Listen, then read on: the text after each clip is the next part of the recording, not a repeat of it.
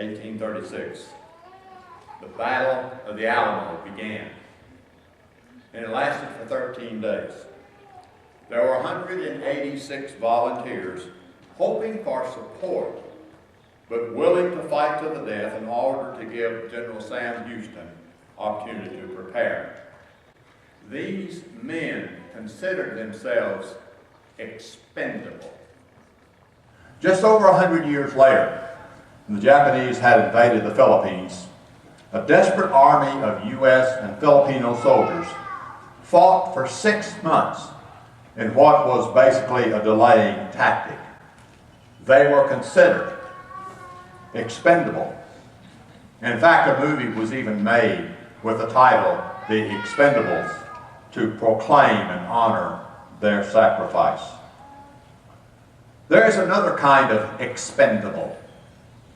During the Civil War, they were not able to treat bullet wounds that would become infected because it would be inside and they didn't have antibiotics. They didn't even know what germs were back then. So if you got a severe wound in your leg or your arm, the way to keep you alive was to cut off that limb.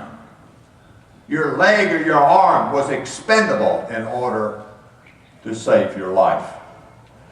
Jesus warns us of sin creeping into our lives.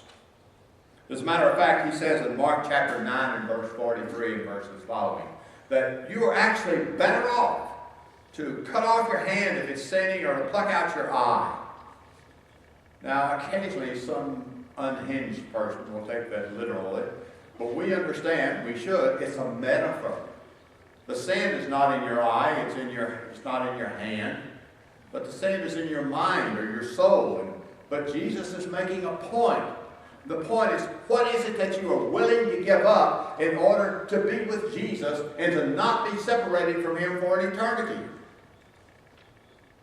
Nothing is more important than Jesus Christ.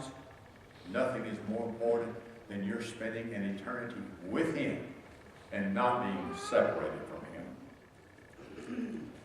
You know the 5-second rule? Did you ever have the 5-second rule at your house?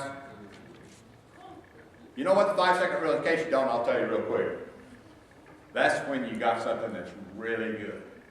Mama or mother, someone has made something really good. Most of the time it's dessert, but not all the time. Sometimes it can just be a nice, juicy piece of meat, piece of chicken or steak. And you drop it, and it lands on the floor. And you got dogs running all over the floor. But if it doesn't stay there longer than 5 seconds, it's still good enough to eat. So you snatch it up, and you pop it in your mouth. Oh, that's a 5-second rule. You beat the dog to it. What is that with sin? Do we have a 5-second rule of sin? Oh yeah, it's a sin, but it's not too bad. You know, we've got hand sanitizer back there. I use it frequently because I don't want to spread germs from one to another. Take a lot of hands here. But what is a 5-second sin? What is a germ? What is this disease? What is it that we're struggling with? If you're ready to make the decision, if you've made the decision to follow Jesus Christ, to obey him, trust him, to be his child, this is just simply a time for us to let you know we're on your side. We want to assist you. We're ready to pray with you. We're ready to assist you in being born again. We have a baptistry that's full of water, clothes for you to change into. Are you willing to stand with Jesus?